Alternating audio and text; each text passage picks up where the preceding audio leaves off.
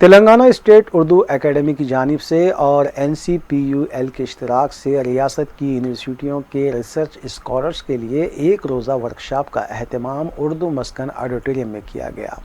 افتتاحی اجلاس کی صدارت director secretary academy doctor Muhammad Ghous نے کی، جبکہ professor Siddiqui Mahmood, registrar incharge Maulana Azad university, professor نسیم الدین فریز، ڈین مانو، پروفیسر فضل اللہ مکرم، صدر شعبہ اردو یونیورسٹی آف حیدرآباد کے علاوہ ڈاکٹر حفیظ الرحمان، ٹیکنیکل آفیسر IICT نے مہمانان کے طور پر شرکت کی اور خطاب بھی کیا۔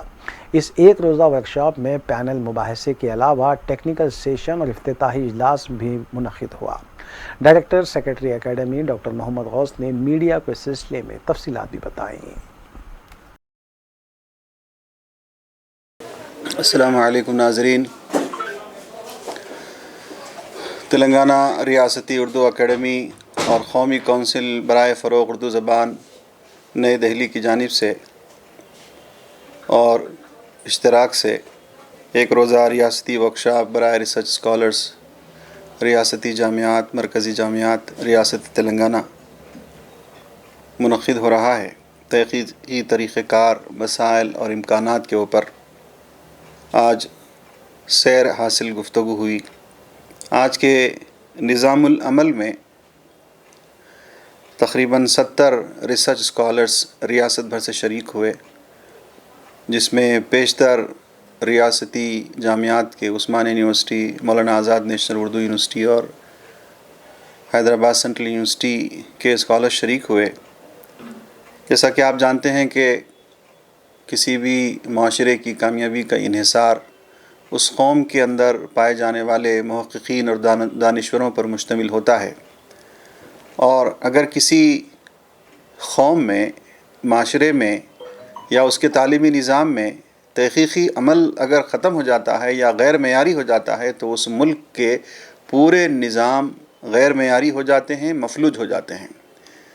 آج افسوس کی بات ہے کہ جہاں ملک کے اندر بہت ساری تحقیقی کام ہو رہے ہیں، لیکن معیار کی کمی کی وجہ سے اور اسکالرز کے اندر جذبہ بیداری نہ ہونے کی وجہ سے، ان کے اندر مطالعے کی کمی کی وجہ سے اور بہت سارے ان ایتھیکل پریکٹسز کی وجہ سے آج نہ صرف آپ کو معلوم ہے کہ IITs اور IIMs کے اندر بھی ہمارے جامعات، ہندوستان کے بیشتر جامعات کے لوگ ریکروٹ نہیں ہو پا رہے ہیں، بلکہ IITs میں جو ریکروٹمنٹ ہو رہا ہے وہ بلو 100 رینکنگ یونیورسٹیز کے پاس آؤٹس کو ہو رہا ہے۔ یہ بہت ہی بڑی تشویش کن بات ہے۔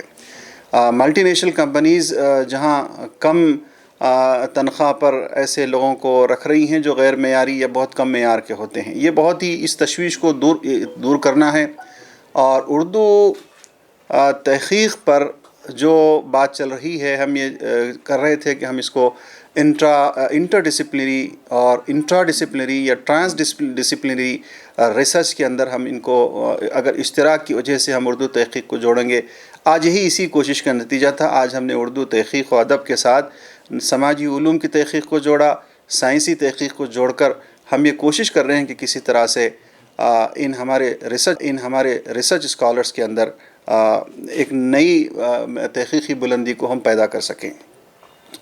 پروفیسر محمود صدیقی صاحب incharge vice chancellor, incharge registrar آج شریک تھے، ان کا خطاب مہمان خصوصی تھے۔ پروفیسر نسیم الدین فریز صاحب موجود تھے۔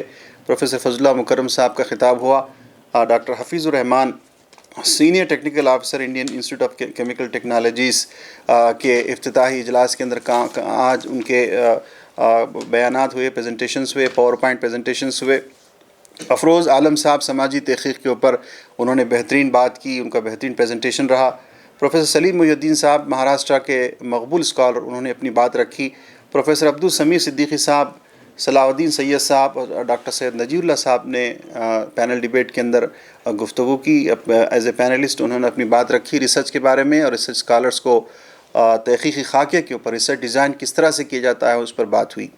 اب ظہرانے کے بعد ہمارا تیسرا سیشن چل رہا ہے، ٹیکنیکل سیشن، جو 4 بجے تک چلے گا، بلکہ 4:30 تک بھی چل سکتا ہے۔ وقت کی تنگی کی وجہ سے میں تمام